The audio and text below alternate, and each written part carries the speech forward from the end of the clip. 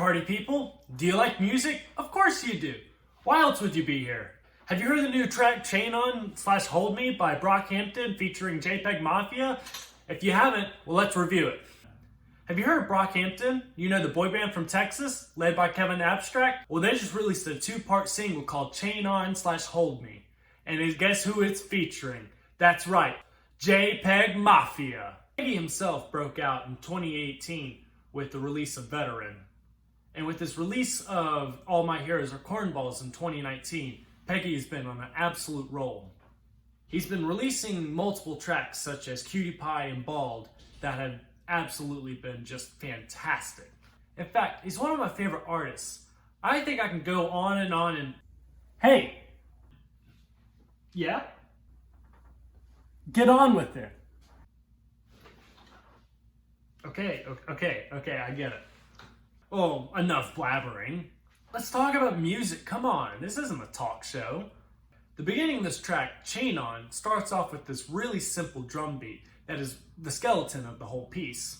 However, there's still a ton of substance to the song. I mean, the bass line itself is what drives the substance within the whole track. The bass line is just, it's really deep and you can't help but just bob your head to it. And of course, we can't forget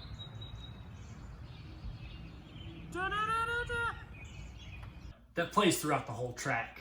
However, I can't help but to just not like the instrumentals on the first part of this track. They felt just so repetitive and just loud and annoying throughout the whole piece. Along with that, it doesn't fit Peggy. Peggy just felt really uncomfortable and awkward due to the simple nature of the instrumentals on this piece. JPEG just didn't feel like JPEG. He felt like a whole nother run-of-the-mills rapper on this piece. Just another featured artist that I've heard millions times before. I do think he had some redeeming qualities with his bars on this track. I thought that they were pretty solid. Such as one at the end that goes, "Living life, Lance Armstrong at the finish line. Give it time. When we catch them cops on cam, we don't need 6 seconds. You remember Vine?" With these lyrics, I feel like Peggy's trying to reference the idea of chains on slaves being placed on them during the founding of America to the actual feeling of chains being placed on African Americans today.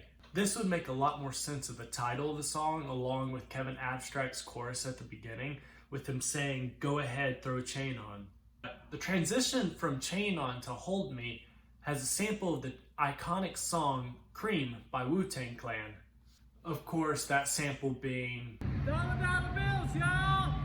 Then it transitions over to a sample by KRS-One's track Mad Crew, which gives the track a really low-key vibe. Abstract then opens up the track Hold Me with a calm, collected voice, all while continuing the theme of racial discourse. He does this by saying, "Stuck in the wild, murder with a smile, the only child to make it up out of the mud." He's backed up by another bob-heading bass line, all while rim knocks on a snare drum help give the song some order. The small wisp of an electronic sound, that's the best way I can put it, trust me, I've tried, makes the song really interesting. Joba's singing on the chorus is one of the highlights of this whole track.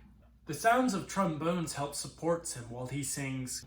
And then Peggy, of course, decides he doesn't want to be left out and joins Joba in the chorus. The soft piano just really helps the auto-tune of Peggy's voice, just makes it sound really smooth.